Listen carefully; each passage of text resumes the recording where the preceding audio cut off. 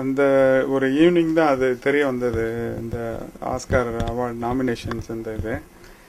So எப்பயும் எந்த அவார்டுகள் எது வாங்கினாலும் சரி அதை ஒரு பெரிய இதாகவே கன்சிடர் பண்ணாமல் அவர் பாட்டுக்கு அந்த வேலைகளை தான் பண்ணிட்டு இருப்பாரு. ஸோ நாங்கள் தான் ரொம்ப சந்தோஷப்பட்டுட்டு இருப்போம் இந்த அவார்டு வந்து அதுன்ட்டுன்னு.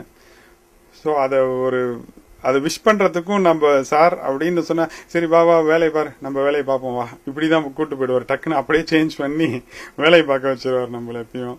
பட் இந்த ஆஸ்கார் நாமினேட் ஆகும்போது நானும் அங்கே பக்கத்தில் தான் இருந்தேன். அப்போது எப்பயும் இல்லாத ஒரு பெரிய ஒரு இது ரொம்ப சந்தோஷம் பார்க்க முடிஞ்சது. ஸோ அப்போ தான் எல்லா வேலைகளும் கொஞ்சம் நிறுத்தி கொஞ்சம் இதுக்காக கவனிச்ச மாதிரி எங்களுக்கு தெரிஞ்சது. பிகாஸ் ரொம்ப க்ளோஸாக இருந்ததுனால அந்த ஒரு டைம் தான் தெரிய வந்தது அவர் கொஞ்சம் உண்மையாகவே ஒரு எல்லா வேலையும் நிறுத்தி ஸோ அவர் சந்தோஷப்பட்டு எல்லாத்துக்கிட்டையும் பேசினார் அந்த டைம். ஸோ இது விஷயமா அது இல்லாமல் 2 ஆஸ்கார்ன உடனே ரொம்ப சந்தோஷப்பட்டார். எங்களுக்கு அவர் சந்தோஷப்பட்டதை பார்த்து முதல் முறையாக இப்படி வெளிப்படுத்தினார் அந்த சந்தோஷத்தை.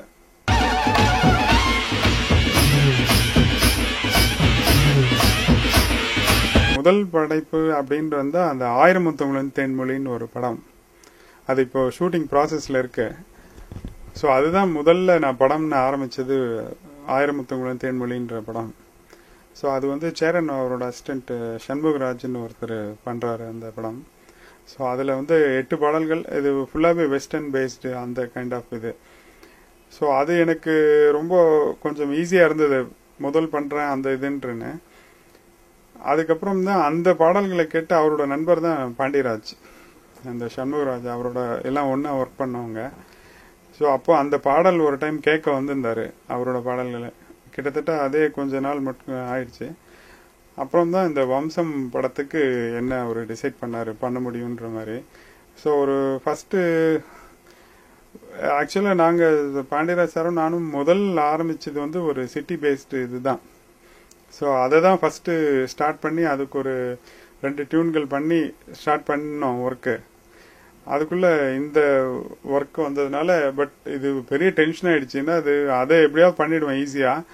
இது இந்த வில்லேஜ் சப்ஜெக்ட் ஃபோக் இது எப்படி பண்ண போன்றன்றது ஒரு பெரிய டென்ஷனாகவே இருந்தது எனக்கு. என்ன இதுன்னு பட் இருந்தாலும் பண்ணி தான் ஆகணுன்ற ஒரு நம்பிக்கையும் இருந்தது. அப்புறம் ஒரு சின்னதாக ஒரு ஸ்டார்ட் பண்ணி ஒவ்வொரு சின்ன சின்ன விஷயங்களா காமிங்க அப்படின்ட்டு பாண்டியராஜ் சொல்லியிருந்தாரு. ஸோ அவர் அந்த ஃபர்ஸ்ட் சாங் தான் ஸ்டார்ட் பண்ண முதல் வேலையா, அந்த மன்னாதி மன்னர்ன்ற ஒரு சாங் தான் அது. அந்த சாங் வந்து எப்படி ஆர்டர் பண்ணோம்னாக்கா லைக் எடுத்தோடனே இந்த சாங் இந்த ஸ்ட்ரக்சர்ன்றது பண்ண முடியல. அப்போ எப்படி பண்ணணுன்றத ஒரு ஐடியாவே இல்லாம தான் இருந்தது. ஸோ ஒவ்வொரு பிட்டா இது ஆர்டர் பண்ணிட்டு அப்புறம் தான் ஃபைனலி வி கம்போஸ்ட் அந்த ஒரு ஸ்ட்ரக்சர் மாதிரி இப்படி இருக்கலாம் அப்படின்றது. பட் இந்த பாண்டியராஜ் சாரோட இந்த ஒர்க் பண்ணது அனுபவம் எப்படின்னு சொல்லணும்னாக்கா அது இப்பதான் தெரியுது படமே முடிச்சாச்சுன்ற மாதிரி இருக்கு எனக்கு. படம் ஆரம்பிச்சது ஞாபகம் இருக்கு, முடிஞ்சது அவ்வளோ ஒரு சாஃப்ட் கார்னர், ஒரு மிகச்சிறந்த எல்லா விஷயத்தையும் நல்லா இல்லைன்னாலும் சரி அதை வந்து இப்படின்ற மாதிரி சொல்லாம ரொம்ப சாஃப்டா எந்த டென்ஷனுமே இல்லாம வெரி ஃப்ரெண்ட்லி. லைக் அதான் இப்போ படம் முடிஞ்சிச்சுன்றது இப்பயே யோசிச்சு பார்த்தா தான் தெரியுது. படம் முடிச்சு ஒரு ரிலீஸே பண்ணிட்டோன்ற மாதிரி பெரிய இது. அவ்வளோ ஒரு அண்டர்ஸ்டாண்டிங், எந்த விஷயத்தையும் ரொம்ப சாஃப்டா சொல்லுவார் அவரு. இப்போ மற்ற எப்படி இருக்குன்னு தெரியல எனக்கு. இவர்கிட்ட இருந்த ஒரு அனுபவம் வந்து ரொம்ப ஒரு ஜாலியான சந்தோஷமான ஒரு ஈஸியா ஒர்க் பண்ண முடிஞ்சது என்னால.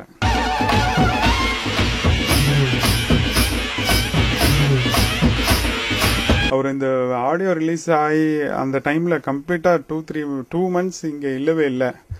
அப்புறம் அவர்கிட்ட சிடி கொடுத்து கேட்டீங்களா சார் அப்படின்னு. அவர் கேட்டு அந்த மருதாணி பூவில் ரொம்ப நல்லா இருக்குனாரு. அதுக்கப்புறம் கேட்க எனக்கு நேரம் கிடைக்கல, கேட்டுட்டு நான் எல்லாமே சொல்றேன் அப்படின்னாரு. அவர் சாரோட வைஃப், சாரோட அம்மா, அவங்க எல்லாரும் கேட்டுட்டு ரொம்ப அப்ரிஷியேட் பண்ணாங்க. எப்படி பண்ண நீ அப்படின்ட்டுன்னு ரொம்ப நேரம் போன்ல பேசி ரொம்ப அப்ரிஷியேட் பண்ணாங்க சாரோட அம்மா.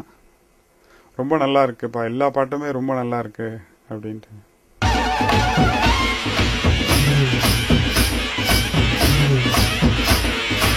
மியூசிக் சம்பந்தப்பட்டதோட அந்த ஒழுக்கம் இந்த மெயினா ஒரு சரியான மனிதர் ஆக்கியது அங்கதான் எனக்கு தெரிஞ்சு. என்னோட எல்லா விஷயத்திலுமே சரி, ஒரு டெஃபினட்டா அங்க ஒர்க் பண்ணவங்க வந்து வேறு ஒரு இதுல தான் இருப்பாங்க. சினிமால இருக்கிறது இதுல இருந்து இங்க இருக்கிறது அந்த நிறைய விதத்துல இல்லை எப்படின்னு சொல்றதுன்னு தெரியல, எல்லா விதத்திலும் ஒரு சரியான மனிதனாக்கியது என்ன மெயினா.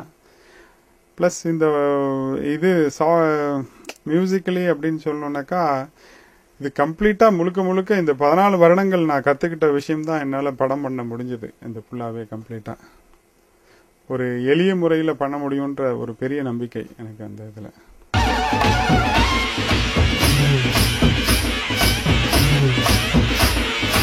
இப்போ அடுத்தது என்னோட இதுக்கு முன்னாடி அந்த படம் 1000 முத்தங்களுடன் தேன்மொழின்னு ஒரு படம், அப்புறம் விடியும் வரை காத்திருன்ட்டு ஒரு படம், அதுவும் முடிச்சிட்டேன், ஆல்மோஸ்ட் முடிஞ்சிச்சு. இப்போ வெகு விரைவில் அதுவும் ரிலீஸ் ஆக இருக்கு. அதுல வந்து பிரகாஷ் ராஜ் ஒரு த்ரில்லர் மூவி, அது ரம்பா ஹீரோயினா இருக்காங்க அந்த இதுல. ஸோ அதுல மெயினா என்னோட ஆர்ஆர் பெரிய அளவில், அதாவது சவுண்ட் டிசைன்ற ஒரு புது இதுல யூஸ் பண்ணியிருக்கேன்.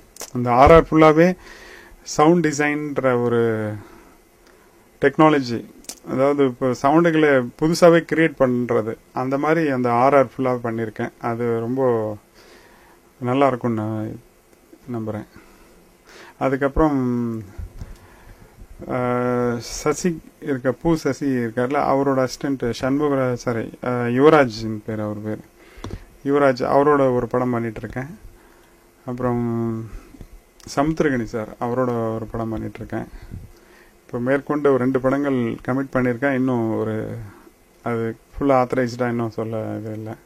இப்போ இன்னொரு புது ஒரு இது லைக் உலக தமிழர்களுக்காக இப்போ செம்மொழி மாநாடு ஒரு பாட்டு வந்து செம்மொழின்ற மாதிரி இந்த உலக தமிழர்களுக்காக ஒரு பாட்டு வேணும்ட்டு எனக்கு இந்த வம்சத்துக்கு அப்புறம் தான் அது இந்த இது வாய்ப்பு கிடைச்சது எனக்கு. யாருன்னா இந்த ஸ்ரீலங்கால இருந்து வெளியாகின்ற ஒரு பத்திரிகை வீரகேசரின்ற ஒரு பத்திரிகை, அது வந்து அதோட 80வது வருடம், அந்த பத்திரிகை ஆரம்பிச்ச 80வது வருட செலிப்ரேஷன்ல வந்து ஒரு மிகப்பெரிய தமிழர்களுக்காக ஒரு பாட்டு வேணும் அப்படின்ட்டு சாரா அப்ரோச் பண்ணதா அவங்க சொல்லியிருந்தாங்க. பட் நேரம் இல்லை, கிடைக்கல அப்படின்றதுக்காக, அவர் வழியில இருக்குன்றதுக்காக எனக்கு வாய்ப்பு கிடைச்சது அந்த இந்த பாடல் வந்து லைக் அந்த செம்மொழி பாட்டு மாதிரியே ஒரு சாங் வேணும் அப்படின்னு கேட்டிருந்தாங்க. சரி பண்ணித்தரேன் அப்படின்னு. இதுல வந்து வைரமுத்து சார் தான் எழுதியிருக்காரு அந்த சாங்கு. அப்புறம் எஸ்பிபி சார், அப்புறம் அனுராதா ஸ்ரீராம், திப்பு, இந்த மாதிரி ஒரு கிட்டத்தட்ட 12 பேர் அதில் பாடியிருக்காங்க இந்த பாட்டு. இது வெகு விரைவில் இப்போ ரிலீஸ் ஆக போகுது. இது வந்து இந்த ஃபாரினர்ஸ் ஒன்லி, இந்த அப்ராட் அந்த அவங்களுக்காக, அங்கே உள்ள தமிழர்களுக்காகன்ட்டுன்னு. ஸோ அந்த பாடல் போட்டுட்டு அவங்களோட எம்டிலாம் வந்திருந்தாங்க. அவங்க வெளியூர்லேருந்து நிறைய பேர் வந்தாங்க பாடல் கேட்கறதுக்காக.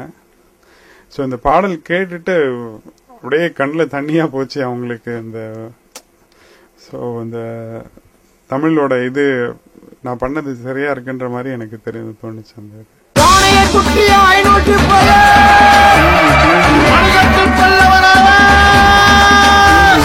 இவ்வளவு நேரம் என்னோட இருந்த பிஹைண்ட் வுட்ஸ் நண்பர்களுக்கும் வாசகர்களுக்கும் என்னுடைய நன்றியை தெரிவித்துக் கொள்கிறேன். வணக்கம்.